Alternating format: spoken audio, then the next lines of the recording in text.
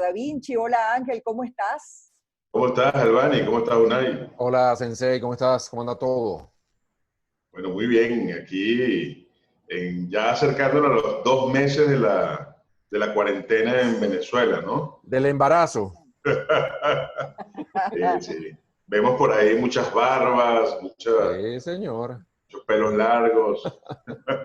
Yo me afeité anoche la barba. No Quedé muy aguanta Pero para bien. más. bueno, en medio de toda esta circunstancia hemos estado publicando, por supuesto, seguimos en la cobertura de la pandemia COVID-19.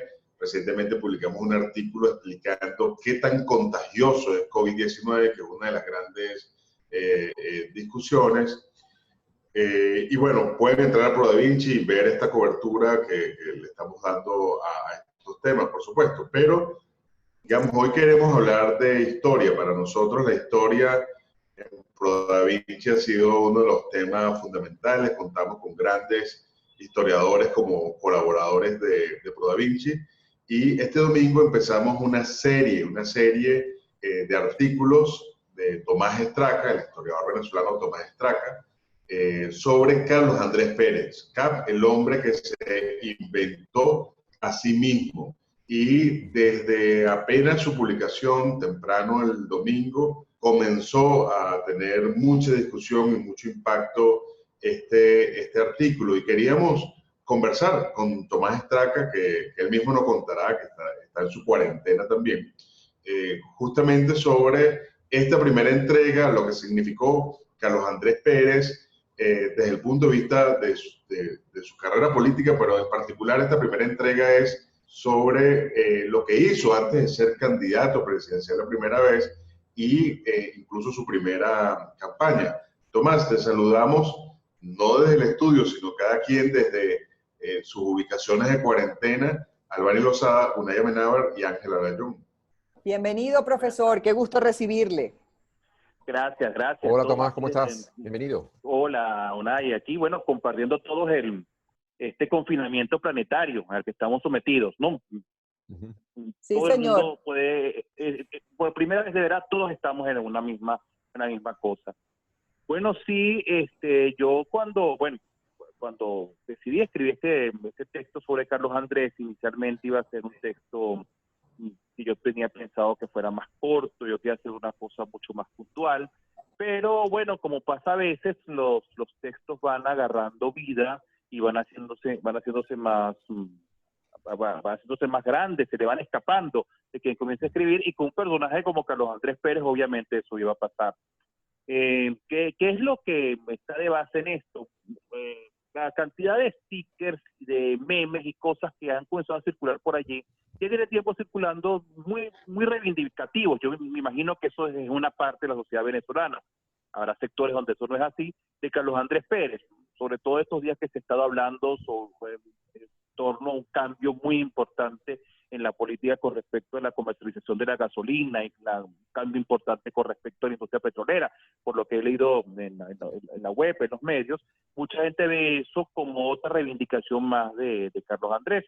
Y a mí me llama la atención porque, bueno, yo viví siendo estudiante universitario, la defenestración de Carlos Andrés, vi a Carlos Andrés convertido en un verdadero villano, detestado por un porcentaje muy alto de la sociedad venezolana, y después vi cómo ese villano entra en el discurso político, en la visión de la historia oficial, después del año 99, y ahora estoy viendo como una especie de reivindicación, y estoy viendo esos cambios que suelen ser más o menos comunes con muchos historiadores, con muchos personajes históricos. Sin embargo, son cambios en la vida de Carlos Andrés. Carlos Andrés fue muchos hombres distintos, todos somos muchos hombres y muchas mujeres distintas, pero de una manera muy, muy notable esa especie de mutación. Entonces, bueno, yo quise reflexionar sobre esto, y bueno, el artículo fue haciéndose más grande y arranqué como dice Ángel, ya con la primera mutación, que es la que nosotros no recordamos, pero que fue muy importante en su momento, y basta leer los textos del año 71, 72. Carlos Andrés no es el neoliberal que reivindica o se detesta el día de hoy, eso fue al final de su vida. no es ese gran político populista y líder del tercer mundo de los años 70, ese hombre tremendamente carismático. Carlos Andrés Pérez, para que en el año 70, 71, conoció a los venezolanos, era el policía duro. Entonces, bueno, me interesó ver esta primera mutación de policía duro al candidato cool. Eso es más o menos lo que hablo en esta primera entrega. Y después entraré en las otras mutaciones. Eso es la época en que él fue, cuando fue, él llegó a ocupar el cargo de ministro de Relaciones Interiores con Betancourt, o era o su secretario, era un hombre de mucho poder por el área del control del orden público, ¿no? Exactamente, Carlos Andrés Pérez es un hombre, bueno, visto también como un delfín de Betancourt por mucho tiempo. Es una cosa que yo también voy a tratar, como era visto como el delfín de Betancourt y después el hombre que rompe con Betancourt. Tal vez la última, bueno, no rompen, no fue un divorcio radical ni completo, pero sí unas tensiones. Tal vez el último episodio de política activa de Betancourt en su vida es gravitando en torno a así un sector del partido, el betancourista, el perecista. Pero bueno, vamos al año 60. El año 60, 61, Carlos Andrés, él es nombrado tiene un cargo de una dirección en el Ministerio de Relaciones Interiores, el segundo de aborto. Cuando luego es desplazada, se sale de la cartera por distintas razones, Carlos Andrés Pérez es nombrado ministro de Relaciones Interiores. En vez de Carlos Andrés Pérez como ministro de Relaciones Interiores, le tocó nada más y nada menos que todos los chapuzones no sé si exactamente él ya estaba nombrado cuando el porteñazo, pero todo lo que ocurre del año 72 hasta el año 64, que Carlos Andrés unos meses antes sale para hacer campaña para diputado, él es el ministro de Relaciones Interiores que tiene a su cargo a la DIGEPOL, la Dirección General de Policía, que es la policía política. Y él se convierte en la fama que adquiere, es el hombre que le da los golpes más duros desde la perspectiva policial a la guerrilla. Es un hombre que por eso genera una visión muy polémica en torno a sí, y los venezolanos lo conocen inicialmente como un hombre, bueno, de armas tomar, un hombre que no se le agua fácilmente el ojo, como se demostró después del golpe del 92. Sí. Bueno, Sí. Es curioso porque justamente estaba viendo un joven historiador, alumno tuyo, Jesús Piñero, es profesor de mi hijo y le pidió que viera Tiempos de Dictadura, ¿no? La película, el documental. Y allí sale Pedro Estrada acusando a Rómulo Betancourt y a Carlos Andrés Pérez, estamos hablando del 56, 1956, digamos como Betancourt como autor intelectual y Carlos Andrés Pérez como el ejecutor de un ingreso de armas a Venezuela preparando un ataque contra la dictadura, ¿no? Y eso nos habla de justamente esa imagen de hombre duro, de acción, arrojado, que luego se construiría ya del propio gobierno, pero es curioso que ya desde los años 50 estaba en eso, ¿no? Y claro, y aquí yo creo que una de las cosas que vale la pena destacar de tu artículo es justamente lo que tú llamas la reinvención, ¿no? La transformación de ese personaje duro, digamos, aguerrido, a un personaje que pasa a ser carismático, popular, de diferentes formas, ¿no? Es que es así, es que, bueno, Carlos Andrés, era cuando él es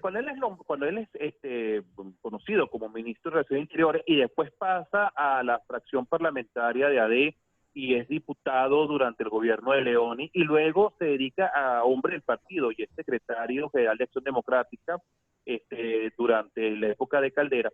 En ese momento, como diputado, siempre que se discutía en el Congreso alguna cosa referente a amnistía con los guerrilleros, alguna cosa referente a política con la guerrilla, el que tenía las posturas más duras, siempre democráticas, hay que admitir, él nunca negó que hubiese una amnistía, pero exigía que depusieran las armas. Él nunca negó la posibilidad de que se conmutaran unas penas, pero en ciertos casos siempre tenía la postura más dura, el Carlos Andrés. La sociedad venezolana no va a ver a Carlos Andrés con tan malos ojos como la ve la sociedad, como lo ve la izquierda. Hay una crónica de Cabrujas, no sé, no puedo hablar de todo, en la cual Carlos Andrés ya en los años 70, cuando comienza a coger exguerrilleros, él llama a un escritor, más o menos Cabrujas a sí mismo, ¿no? Y de Cabrujas dibuja el terror de ver a un hombre como Carlos Andrés Pérez, un hombre que genera terror. Eso no te hace buen candidato. Eso la gente podía respetar a Carlos Andrés como un hombre bravo, pero eso no te hace buen candidato. Cambiar Carlos Andrés, incluso cambiar la vestimenta y las patillas y esas camisas que él usaba, y eso nos parece a nosotros una cosa normal. Pero Carlos Andrés es un hombre que tenía 50 años. Como que si yo a esta altura de la vida me comienzo a vestirme, Carlos Andrés no llegó al extremo de vestirse como un hippie, pero comienzo a vestirme, qué sé yo, como Chino y Nacho y tal. Y bueno, ¿qué le pasa por eso? Es loco.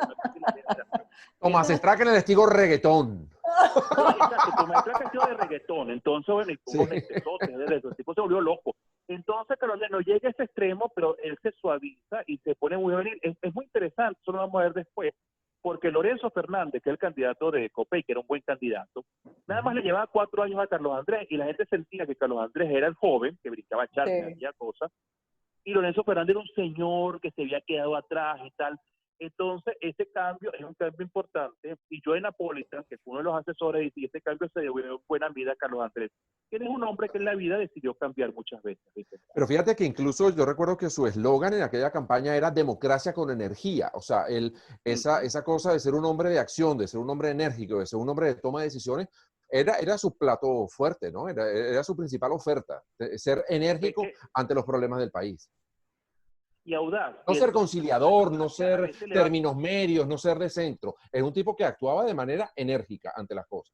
bueno, así actuó, y mira, fíjate tú, y es una cuestión que así actuó con la guerrilla también, ¿no? Cuando le tocó Sí. actuar de manera enérgica, a veces se lanzaba, era un poco audaz, porque si el cambio de imagen le hubiera salido mal, hubiera sido un absoluto desastre, que la gente lo hubiera visto como tipo ridículo. Es como el salto del charco, claro, en aquella época no había redes sociales, y si él se hubiese caído, no lo hubiesen visto como el día que se ha reproducido. Pero hay que ver la apuesta que hace uno, pegó un brinco sobre un charco, si él no cae al otro lado, sino que un poquito antes, hubiera sido una completa burla. Esos saltos audaces son de él, y le fueron saliendo bien por mucho tiempo, y después hay algunas cosas que no le salieron tan bien, sin duda. Pero desde un principio fue bien aceptado, eso de pasar de ser un policía duro para convertirse en candidato presidencial. Al principio fue, digamos, bien aceptado, bien recibido, le costó un poco. Bueno, habría que hacer una investigación más detenida, pero todo lo que yo he encontrado, y sobre todo por lo que he oído, por los testimonios, ya en la campaña, salvo la izquierda lo llamaba el asesino. Eso es una cuestión que estaba y que alguna gente le gritaba el asesino. Pero ya en la campaña, cuando estaba avanzado, nadie hablaba de eso. Y la verdad es que ya para el año 78, 79, eso quedó tan olvidado. Bueno, los venezolanos tenemos una memoria muy corta, pero eso quedó completamente olvidado. La gente se había olvidado de, o sea, ese Carlos Andrés como el más duro de los enemigos de los comunistas, que después se vuelve un hombre amigo de Fidel Castro, amigo de los sandinistas, que se vuelve un hombre que se vuelve muy bien hacia la izquierda. Eso generó un cambio que hizo que la gente no volviera a pensar en esto. La población venezolana lo aceptó sin mayores. Todo indica que lo aceptó no solo que lo aceptó sin mayores problemas, sino que francamente se enamoró de él. Enamoramiento impresionante. Muy bien. Sí, uno del leitmotiv de este ensayo es que Pérez es un político y es un hombre que se reinventa a sí mismo, que se va transformando. Y una de esas transformaciones fue justamente digamos, también de convertirse en un líder universal, ¿no? Lo mencionas allí, cómo se hace un tránsito, por cierto, apoyado por la explosión de los precios del petróleo, ¿no? Siempre el dinero ayuda a construir liderazgo, ¿no? Sí, sin duda. Esto es un dato interesante. Habría que ver desde qué momento Carlos Andrés comienza a pensar en que es un líder internacional. Con Trump hay una cantidad de videos que han salido ahorita donde él desde los años 80 está haciendo chistes que él dice cuando yo sea presidente. Y uno se da cuenta, bueno, que a veces echando broma, en chistes, tú vas anunciando más o menos lo que quieres.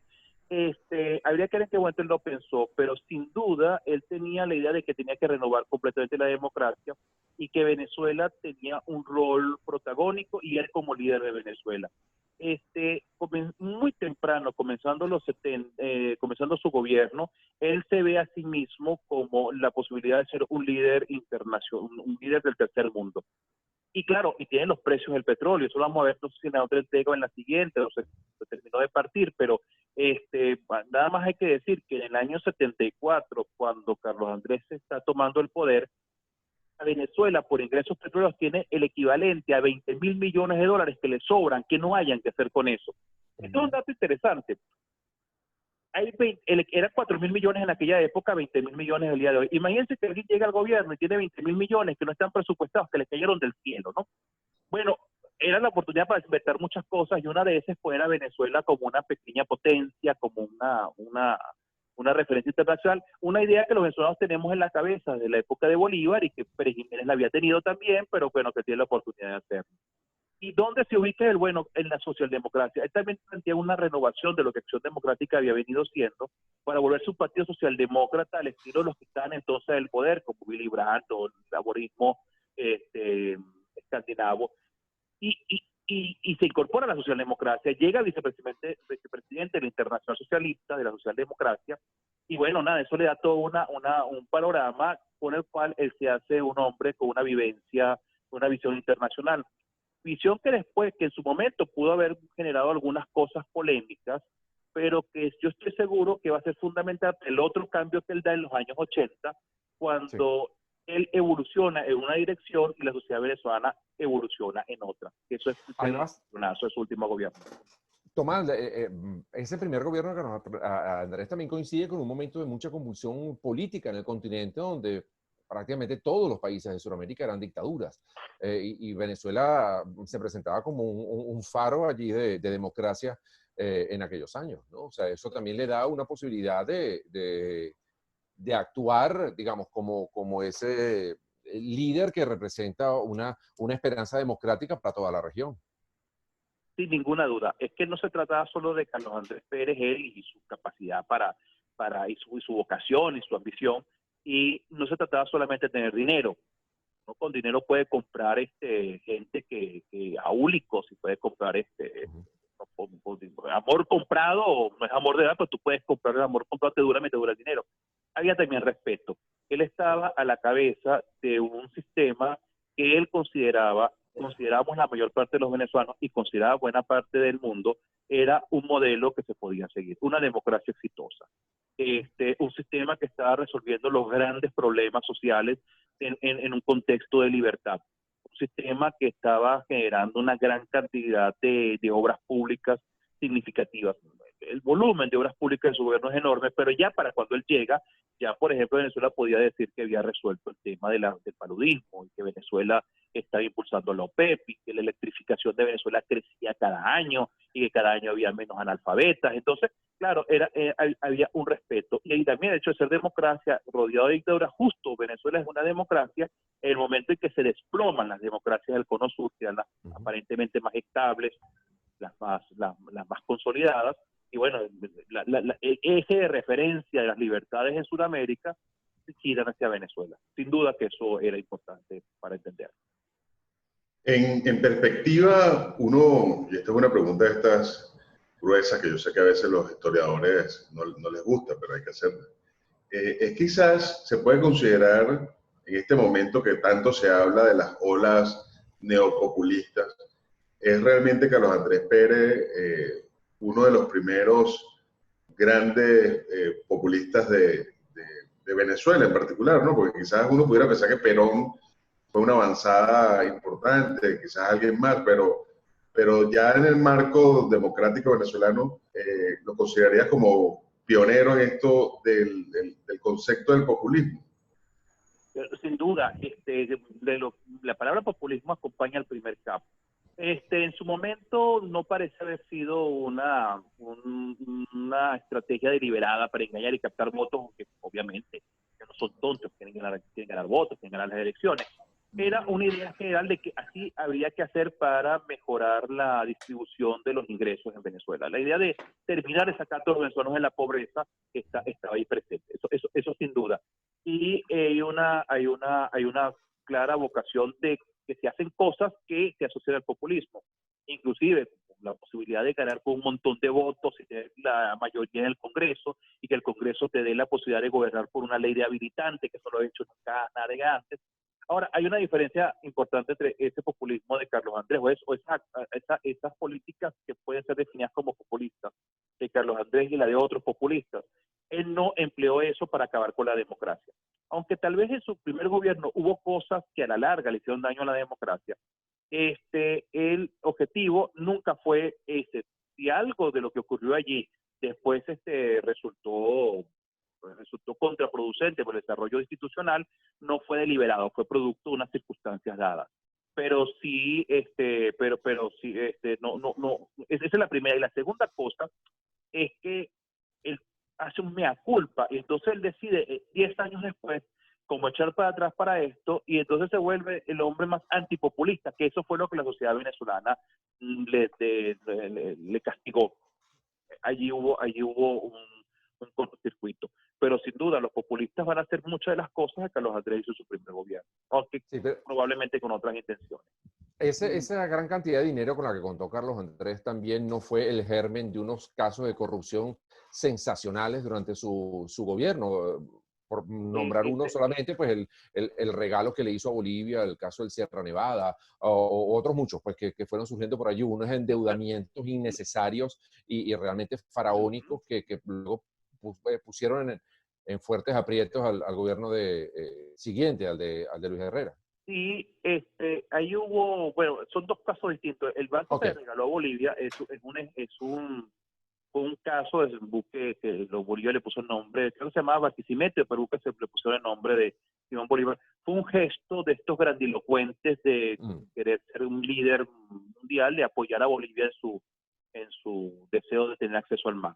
Entonces Venezuela apoya tanto aquello que le da un barco a la Marina boliviana. Bolivia tiene una marina en el lago Titicaca y tal, y una cosa simbólica, no nos rendimos, vamos a tener una marina. Entonces, bueno, que después estuve leyendo sobre este barco y el barco ya está desincorporado, pero Bolivia tuvo que hacer un acuerdo internacional con Argentina para que siendo un barco de su marina pudiera estar fondeado en un puerto argentino, y es una cosa un poco de realismo mágico. En Sierra Nevada no fue tal vez el más espectacular de los casos de corrupción, pero sí fue en el sentido del volumen de dinero, pero sí fue un caso que casi le cuesta la carrera política a Carlos Andrés. Pero hay dos cosas en la Venezuela de los años 70 que son importantes y que explican esto. Primero, o tres cosas, y eso me parece que es una de las cosas más importantes que ocurren allí. En primer lugar, un montón de plata. O sea, todos los primeros 3 gobiernos de la democracia tuvieron que hacer bien sus matemáticas para llegar a final de mes. El gobierno de Betancourt tiene una recesión, tiene que aplicar unas medidas inclusive que son bastante fuertes, logra equilibrar las finanzas. Ya para final del gobierno, ya Leoni puede hasta incluso cuando llegue a suspender el control de cambio, todo aquello, un control de cambio mucho más suave. Pero Betancourt tuvo que ir haciendo números durante todo su gobierno. Y eso que lo mencionó, y no separaron las obras públicas ni el ascenso social. El caso de Leoni es notable, a él se le desploman los precios del petróleo. El petróleo costaba $3 en la época de Pérez Jiménez, Leoni lo tiene a 1,3, a 1,2, y sin embargo tiene crecimiento económico. Caldera recibe todavía unos precios que están muy mal y piensan subir hacia el final. Carlos Andrés tiene un montón de dinero con el petróleo. La segunda cosa es que todos los primeros gobiernos de la democracia eran gobiernos que tenían que hacer una gran cantidad de negociaciones para cualquier decisión, porque el voto estaba muy disperso y siempre era más o menos de 3 o 4 grupos.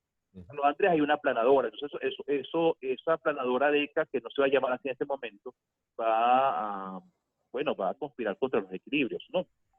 Y la tercera cosa es que es una época en la que aparentemente no hay grandes enemigos para la democracia. La guerrilla se ha pacificado, los militares no quieren hacer golpe.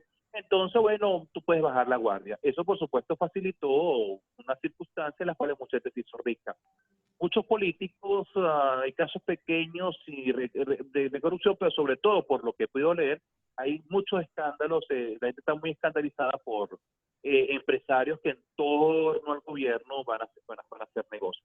Entonces, la democracia, antes de los años 70, siempre que se la comparaba con la dictadura militar o con Gómez, quedaba muy bien parada. Eran unos hombres intachables en cuanto a su moralidad. Nadie va a decir nunca de Caldera o que Rómulo Betancourt o Leoni se agarraron un medio que no les correspondía. Después de los años 70 comenzó a asociarse la idea de corrupción con la idea de política, con la idea de democracia, y eso es una cosa que va a hacer daño, inclusive en términos simbólicos. Ahora, profesor, ya para finalizar esta interesantísima conversación con usted, si tuviésemos que utilizar un calificativo para describir lo que fue el paso por la vida política de nuestro país, el paso de Carlos Andrés Pérez, ¿qué calificativo le pondría a usted? Un anhelo modernizador. Tanto en los años 70 como en los 90, su gran esfuerzo fue poner a Venezuela al día para desarrollarla, con la mejor intención y con los mejores talentos. Habrá tenido errores, pero la vocación de modernizar y desarrollar a Venezuela estaba presente. Modernización y desarrollo que él no la veía separada de la idea de democracia. Muy bien, muchas gracias. Muchas gracias, profesor. Señor Alayón, usted siempre se vota con los invitados. Bueno, y el próximo domingo, el siguiente artículo de esta serie sobre Carlos Andrés Pérez, Tomás de Traca. No se lo pierdan en Pro Da Vinci. Sí, señor. Gracias, Ángel Alayón. Esto fue Pro Da Vinci en Agenda Éxitos. También agradecemos a Tomás Traca, escritor venezolano, profesor de Historia de la Universidad Católica Andrés Bello, por habernos acompañado en esta edición de Pro Da Vinci. El próximo jueves estamos nuevamente en contacto, Ángel. Así será.